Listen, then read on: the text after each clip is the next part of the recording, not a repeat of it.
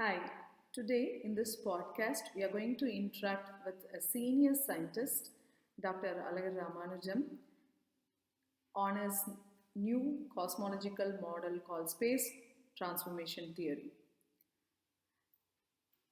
Dr. Alagar is basically an principal and also head of physics department NGM College Pollachi. He has done his PhD on field of relativistic wave equations and particles of arbitrary spins, particles faster than light on quantum mechanics, and currently post his retirement he is focusing on cosmological revelations on various subjects in his recent research papers. That drives an curiosity to interact with him and learn his new findings. Welcome, sir.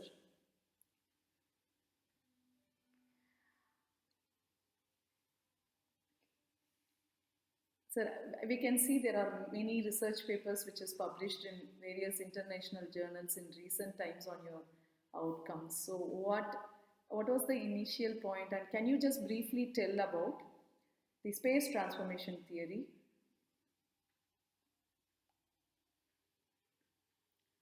Well,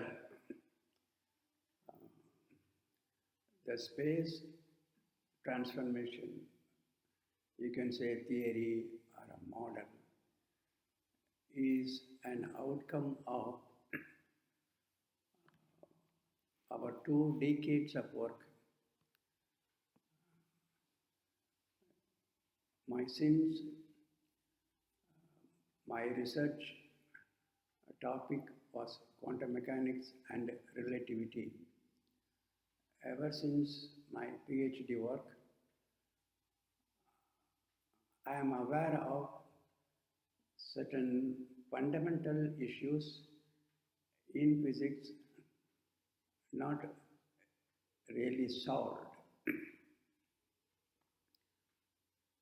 One fundamental question still, which is a challenge in physics, is the concept of mass. What is mass? Well, you may say in Newton's equation, F equals ma, the mass appears. But a careful study will show that if there is one thing that Newton used very frequently, but without a proper definition for that, that is mass. He did not define mass. While he introduced the term momentum, he defined the momentum as a product of mass and velocity, but he did not define what mass is. So right from the days of Newton, the question of defining mass remains there. So at the most we can say in Newton's law, Newton says what the mass does. It opposes the applied force, a force applied on that. And when we come to Einstein, he also never bothered to define mass. But he found that what is the energy equivalent of that mass? By his famous equation, E equals mc square. So, while Newton said what mass does, and Einstein came out the energy equivalent of a given mass, in both the formalism of Newton and Einstein, mass remains undefined. So this question of defining mass was there in mind for quite some time. Of course, without giving a proper definition for mass, the science, or we can say physics, has gone far away, far above. And it has predicted so many things. We have got so many technologies. But my opinion is that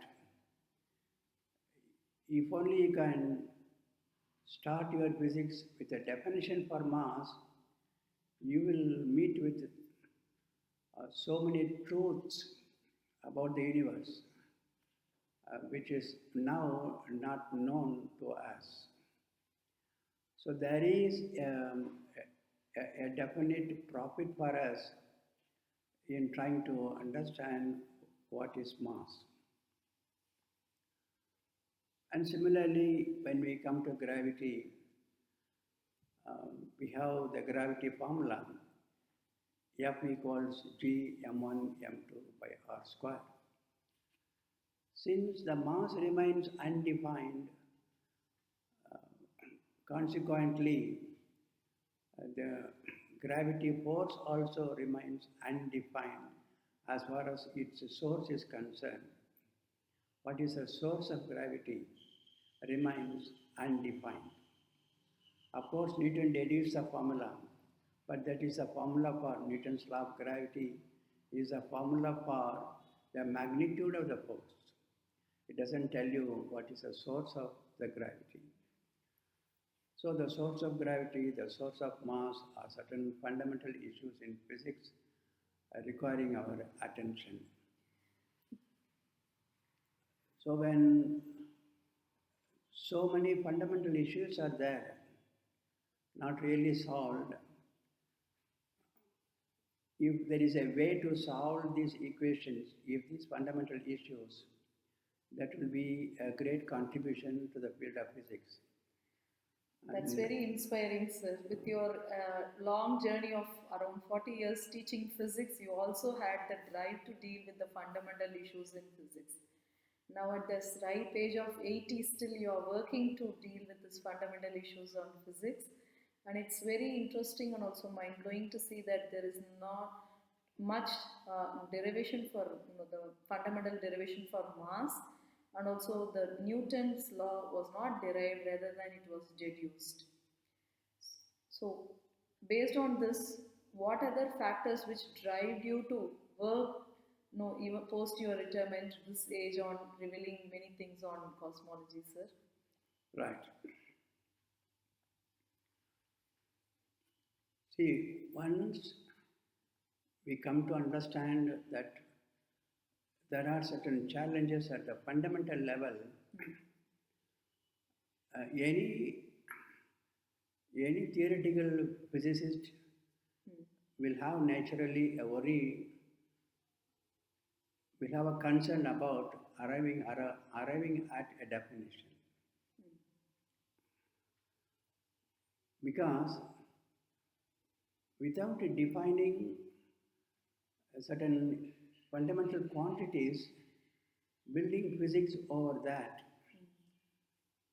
is like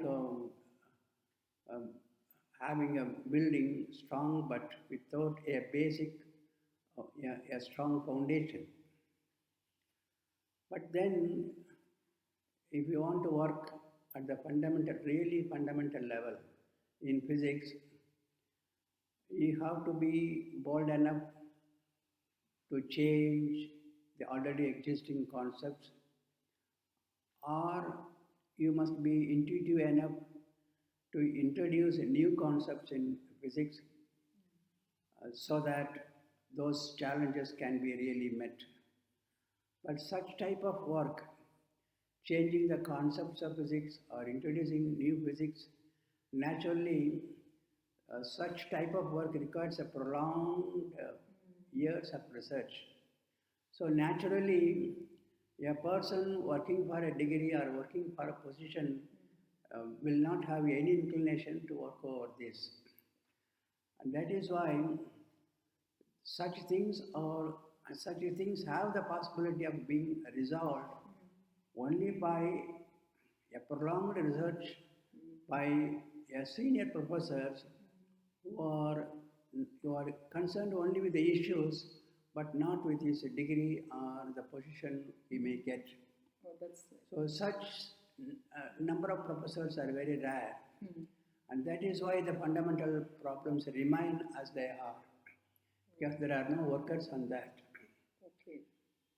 Because everybody wants to solve a problem within a 5 years or 4 years, and they want to get a degree. Yeah. And the guide also is concerned about how many PhDs he has produced. So when that is the case, working for a problem uh, for a prolonged years, which may give you result or may not give at all, Okay. it is a great risk for the professors in the profession. Okay. But it is a thing that beyond the profession, one has to think. It is if one takes upon these challenges beyond the profession, really that will be a nice contribution. And only from such people, the challenges can be really met.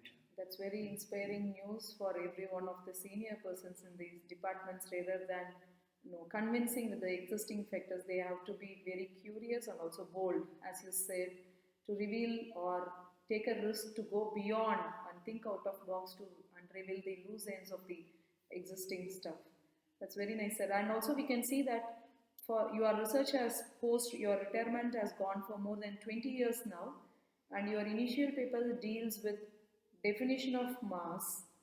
Can you say how you able to derive the definition for mass and how it came out as an idea, sir? So when you have fundamental issues in physics, we all know that with the existing concepts in physics, such questions have not been really solved. We are not able to meet the challenges with the existing concepts. That means what?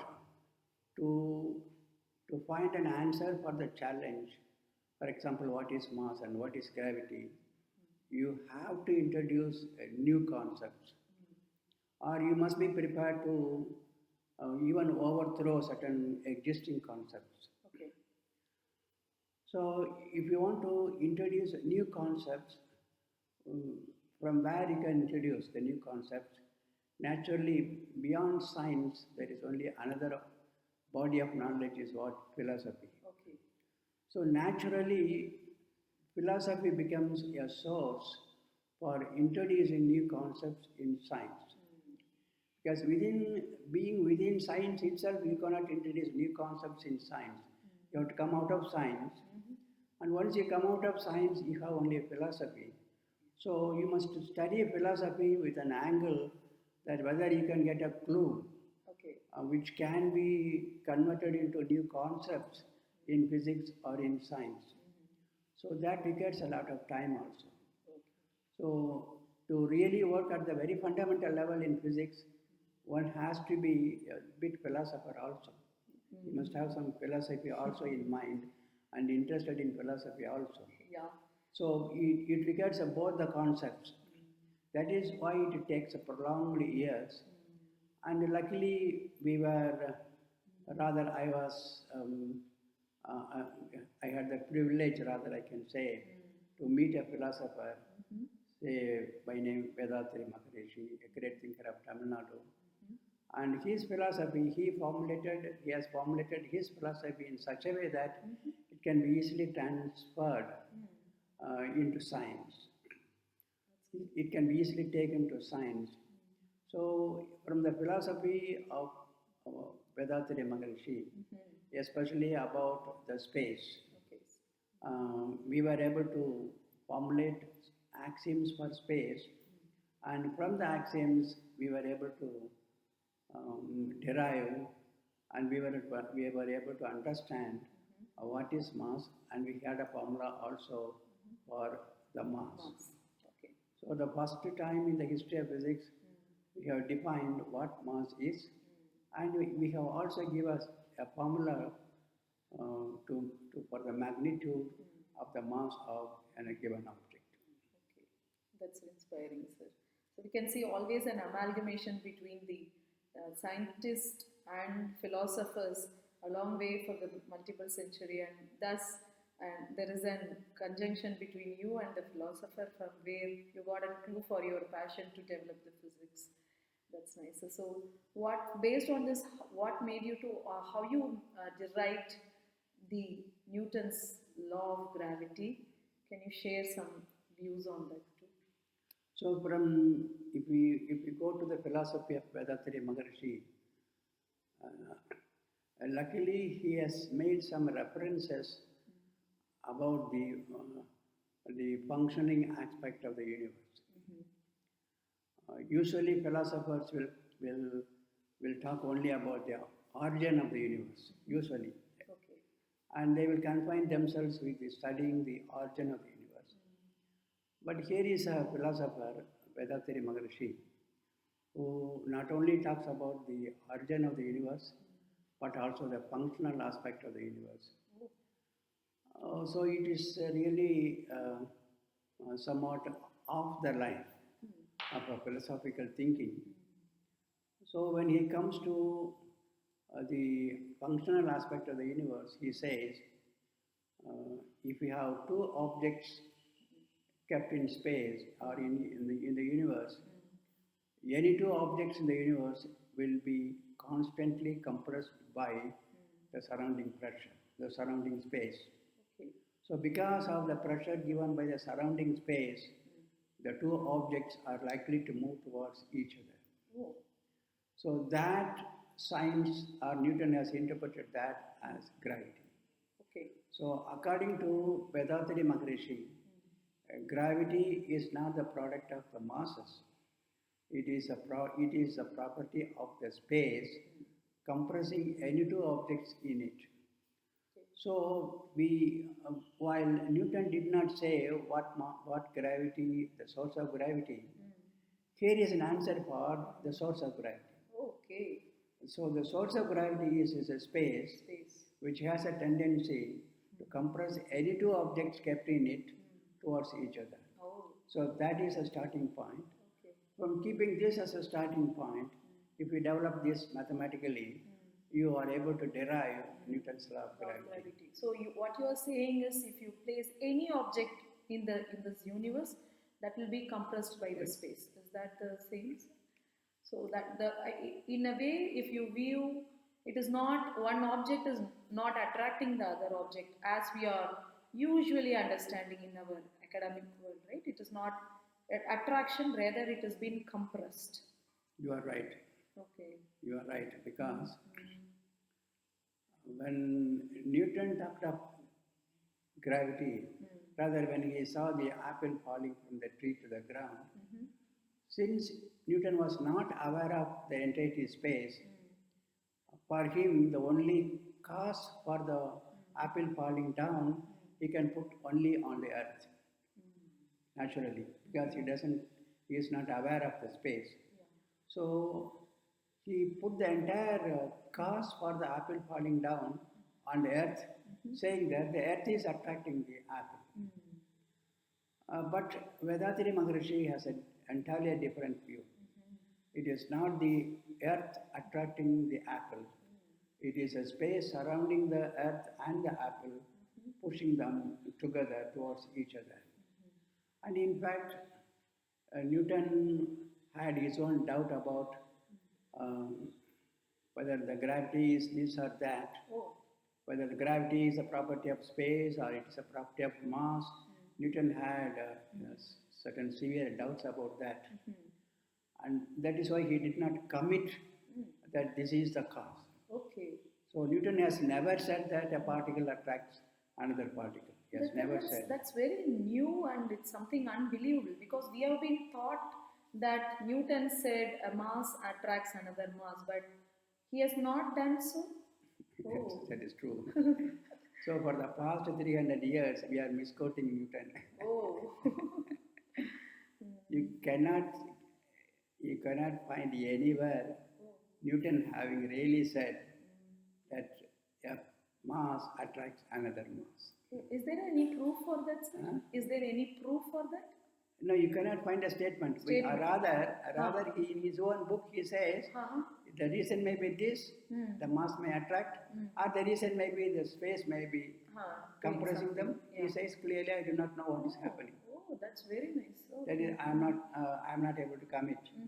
So it is there. That's all. Okay. And when Newton was asked You pinpoint a source of gravity. He said, no, I am not able to. Oh. And I find it is not necessary also because my formula works, that's enough for me. So since the formula works, he thought also it's okay. I don't have to worry about the source of gravity. So if we write from the days of Newton, the source of gravity remains an enigma without having a proper answer. Well, he is a very gentleman that he has said what he knows and what he doesn't Yes, know. that's right, that's right. Okay. He has clearly admitted that I do not know. Very nice. That's a great thing. And even when somebody was misquoting him, that according to Newton, the mass attracts another mass, he wrote a letter to such people saying that if you want to make a statement, you make it your own. Okay. Don't drag my name into that. Oh. I have never said that mass attracts another mass. Okay. So please don't ascribe that notion to me. He has written letters to such people also. So he was very gentlemanly, clear that I did not know what is the source of gravity. Oh, that's. And now, thanks to Vedathiri Maharshi, we know what is the source of gravity. Source of gravity. It is a space. Okay. So, Once we come to this conclusion, it is a space, then we have a lot of work building further theories about gravity. yeah, I can see that very clearly, sir. From seeing things to material level, now your theory, or which is based on your philosopher, has elongated the way of viewing the cause for everything. Meaning, you have actually elongated from the material level to the space level, which means there is broader scope of thinking for anyone to develop concepts on that. That is true, that is true. Okay. Because so far, the scientists, they were rather having that base as a mass, fundamental particle, the mass. Okay. So long as you remain inside the universe, treating only about the mass, you can never come to understand what is gravity. So to understand what is gravity, you have to jump beyond the universe. Okay. And to jump beyond the universe, you have got only the space. So you start your physics or science from space. And how to start? It is here that Vedathiri Maharishi's philosophy helps us. Okay. How to start from physics, from space rather. So using his concepts, Vedathiri Maharishi's concepts, we have framed two axioms Okay. for space. Okay. And these axioms, they deal with essentially two things, that how are from this space particles are coming out, are born. So the generation of particles from space, and further how these particles are grouped further and further to form different structures. Okay. So two things are necessary. The particles have to be generated and the particles have to be grouped. Okay. Otherwise they will remain individual particles without a structure. So both the things are done only by space. And that is the greatness of Vedathiri Maharishi. By a term which Maharishi introduces, that by the self-compressive, compressing itself, the space became the particles. And compressing the particles, he calls it surrounding pressure. By compressing the particles, the group is formed. Okay. And further groups are compressed to form further groups. Like that, you have the five elements being formed. So what I can see is, initially you said the space natural capacity is to compress everything, every masses, and also which groups into masses. But now you are giving an extended view that he has also revealed what is the source of that fundamental particles also. Okay, due to the self-compression of the space. So, in a way, our basic axioms about space, they clearly tell us the way the particles are generated and the way the particles are grouped. And how the space does the both. Wow. Okay. So one has to start the whole process from the space. Mhm. Okay. So only when we start from the space, okay, we can understand the functioning of the universe in the proper form. Okay. If we leave the source, so far we have left the source out of our discussion. Okay. So since we have left the source of everything, the space, out of our discussion, our understanding of the universe remains incomplete. Okay. And this incompleteness, the mass remaining undefined, gravity remaining undefined, they are also our incompleteness. Okay. So there is a long way to go Yes. for this. So if you want to complete that, you have to come out of the universe. If you want to understand how the particles are formed, you have to come out of the particle. So then you once you come out of the particle, naturally you have only space. Space. Okay. So necessarily you have to say the space is could be the beginning of the particles, and depending upon this concept, we have framed two axioms. Axioms. Okay. Very. And from these axioms, we develop the formula for mass and the formula for Newton's law of gravity. That's good, inspiring. So Only thing is we have to add certain mathematical terms okay. to our basic axioms. Okay. That's all. So it's very inspiring that only two axioms about space has given you so much of results like derivation of Yes, mass yes, and yes. derivation of gravity. That is true. So that only shows that the axioms are more powerful. Okay, that's great. Okay. If the axioms are not powerful, so many results would not have come. Okay. So the way that you are able to get what is mass, you are able to get what is gravity, and one more, since you have space and the fundamental particles is spinning, the fundamental particles is spinning. Our second axiom is that the spinning particle produces a wave in space. Okay. That is our second axiom. And these waves in space, they are spreading away, outgoing waves from every individual particle. So in the outgoing waves in space, when they meet some other particle, the waves will push that particle away and will keep going further. So in that sense, these waves behave as if they are trying to increase the distance between the particles, a kind of a repulsive force. Okay. So our second axiom deals with where from the so-called the repulsive force comes from.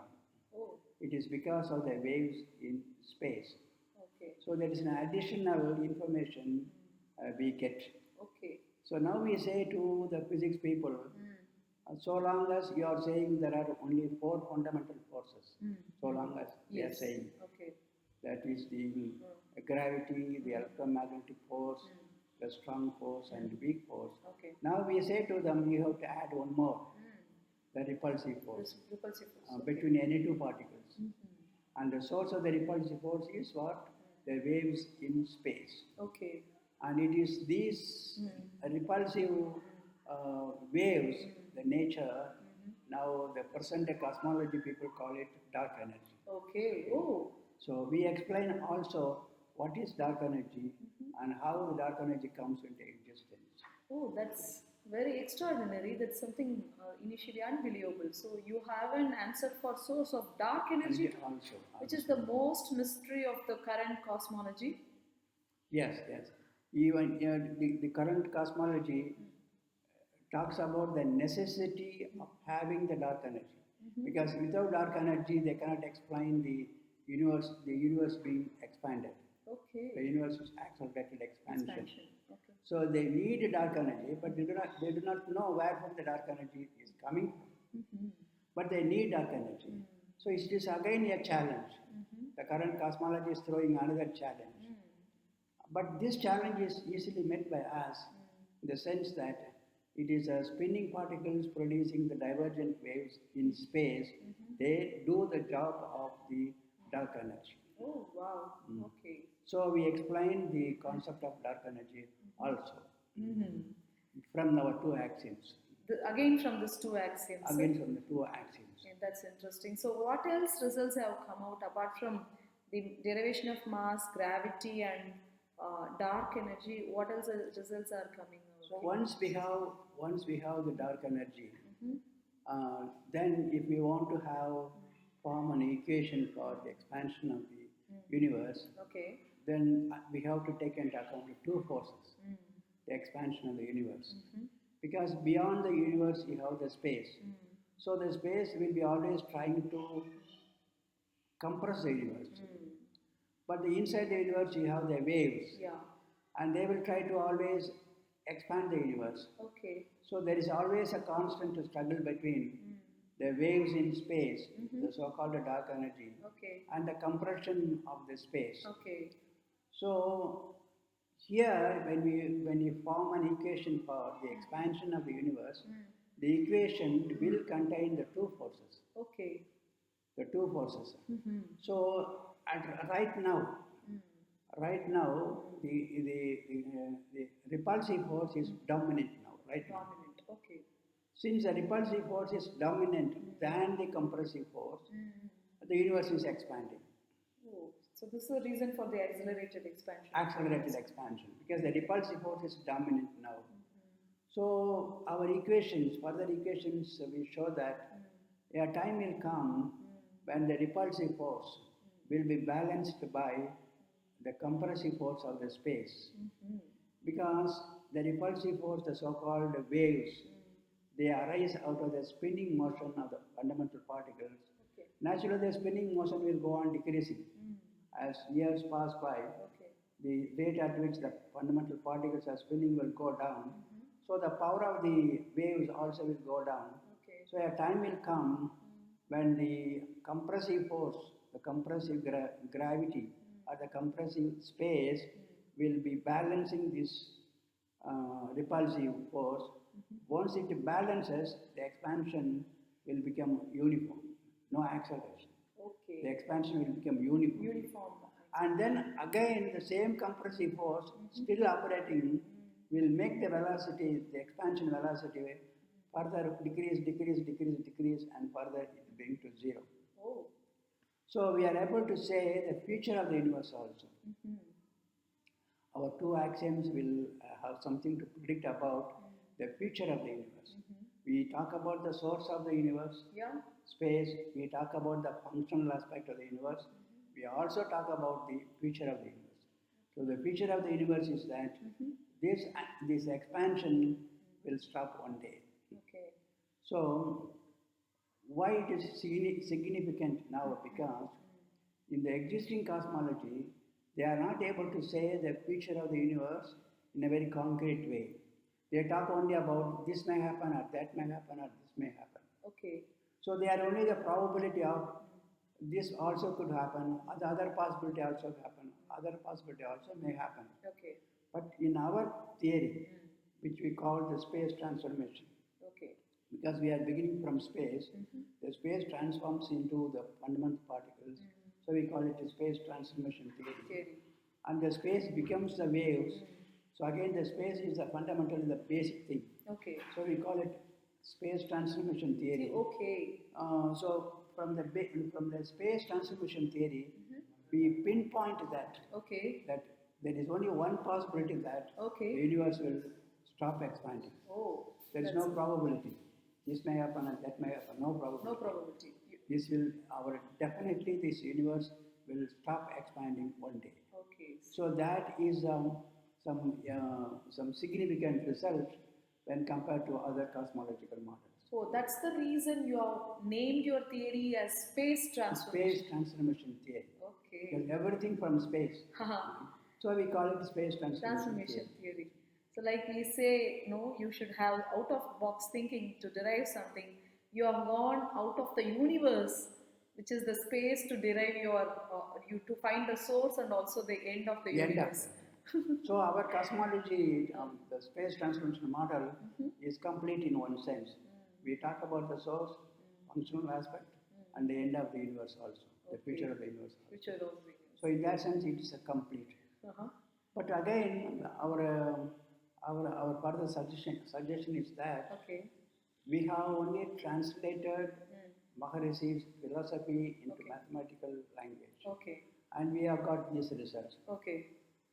In future, somebody else may be more talented. Okay. He can take the same philosophy of space Okay. by Maharishi, but he can develop a more logical model than ours. Okay. He can take the base as a Vedatri Maharishi, Uh-huh. but he can develop a more logical model, more logical than what we have. So the model has a probability of being improved. So that's also that we must be aware of. This is not the final model. But the base is Vedatri Maharishi. So the way we have translated depends upon the mathematical skills we have. Okay. In future we can have more people with more talented mathematical skills. They may still go beyond our results, or they can even modify our results. Okay. That So- shows your real openness to Yes. develop There things. is a lot of scope for the people to work. So they may even find extraordinary good results, the results which we have not seen. They may see fresh results. So there is a lot of scope for the cosmology to grow from space to the existing cosmology and further results. So Sir. we keep it open. Seeing one of your research paper called Friedman-like cosmological equations for accelerated expansion of the universe, which was published last year, I think so. But at this age of 80, you have done so much of mathematical calculation, but still your humbleness shows that you are inviting many researchers into this forum on the space transformation model to develop more results for the both the science and also the community of philosophy to grow. Very much inspired about your openness and humbleness, sir. Because science is an ongoing process. Okay. Yeah, We can go only nearer and nearer to the truth. yeah, One cannot arrive at the truth. okay. We can go nearer and nearer Nearer to to the the truth. truth, okay. So once we have gone to some extent, Uh-huh. still there is a gap between us and the real truth. Wow, okay. So the gap can be closed further. Oh, So somebody else will close it further also. It will decrease the gap. decrease the gap. Yeah. So science, in that sense, it is an ongoing process. But then one may ask, if you are not arriving at the final truth, then why the science at all? Why is it you are doing all these things? You are not arriving at the final truth. Yeah, And then what's the fun of doing all these things? yeah.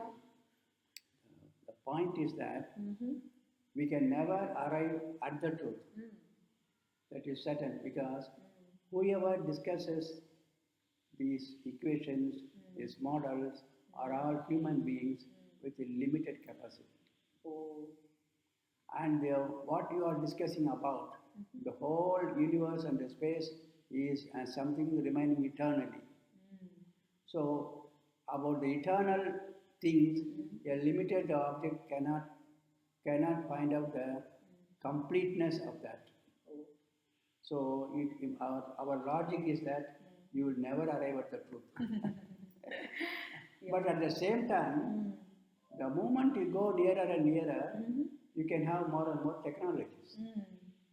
More and more technologies. technologies to support. So, yeah, Yeah. to make our life comfortable. Comfortable. Yeah, yeah. So with the Newton's law alone, Yeah. we cannot have digital technology. Yeah, okay, yeah.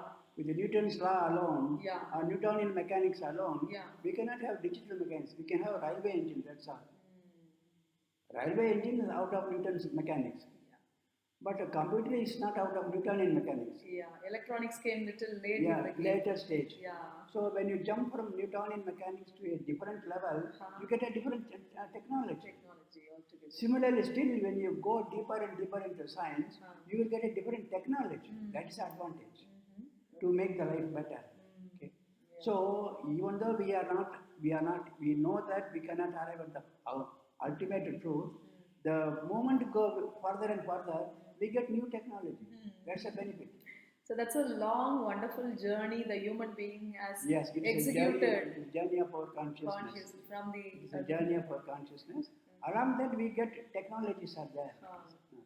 But along the way, I'm really impressed that you have got so much results to support the future persons to travel further, still faster, based on your research for these days, sir.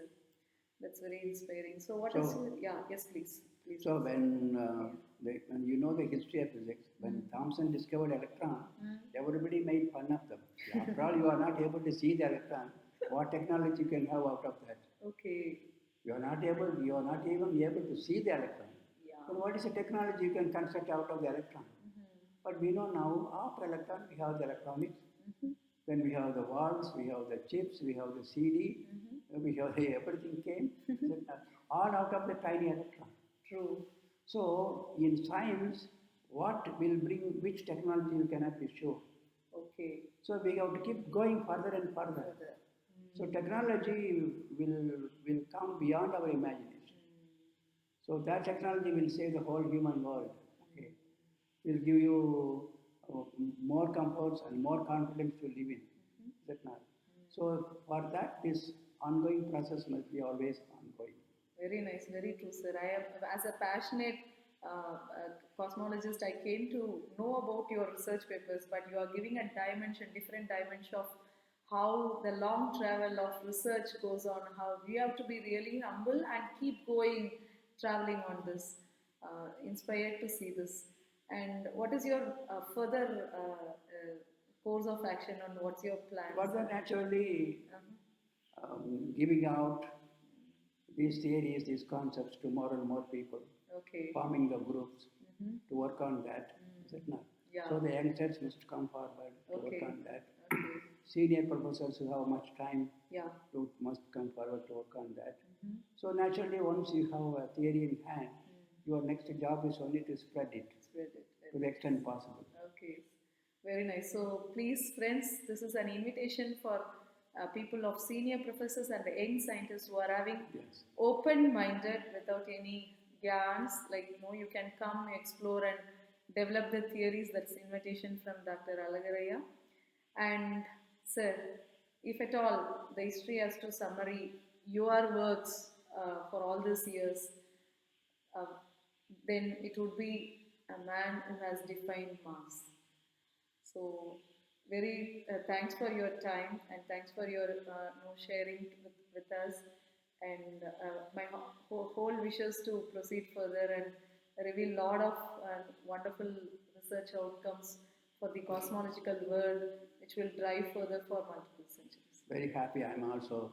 You had big questions but small answers.